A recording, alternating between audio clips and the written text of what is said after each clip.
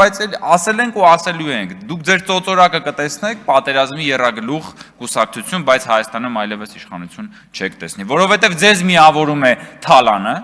եւ դրա համար էլ դուք Հայաստան խմբակցությունը, ընդդիմությունը, նաեւ մյուս խմբակցությունը դիմել էիք վիճարկելու Սահմանադրական դատարանում ապօրինի գույքի բռնագանձման մասին օրենքը,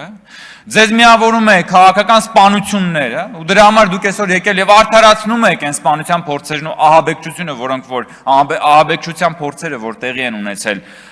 ուրեմն վերջին շրջանում եւ Գեղամ Մանուկյանն ասում է դե լավ ինչ կա որ խոսում խնդում են բան ասում են դե հենա մի քանի հոգի էլ կգյուլես են մեկն ասում է դե բայց կարող է մերոնցից էլ գյուլեն ես պատկերացնում եմ որ եթե հանկարծ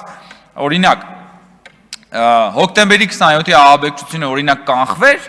Դաշնակցությունը գալու էր ասելու էր դե լավ հիմա բան ինչ Նայիրի Հունանյանը բան ընդամենը ռոմանտիկ տղերք էին էլի բան ոնց որ ասում էր Վազգեն Մանուկյանը Ուղղակի այս դեպքում, այն դեպքում այդ ահաբեկչությունը չի եղել կանխել, այս դեպքերում կանխվել է եւ այսօր այդ ձեր սրբազանը եւ մյուսները ճաղերի ետևում են ահաբեկչություն կազմակերպելու այդ փորձի համար։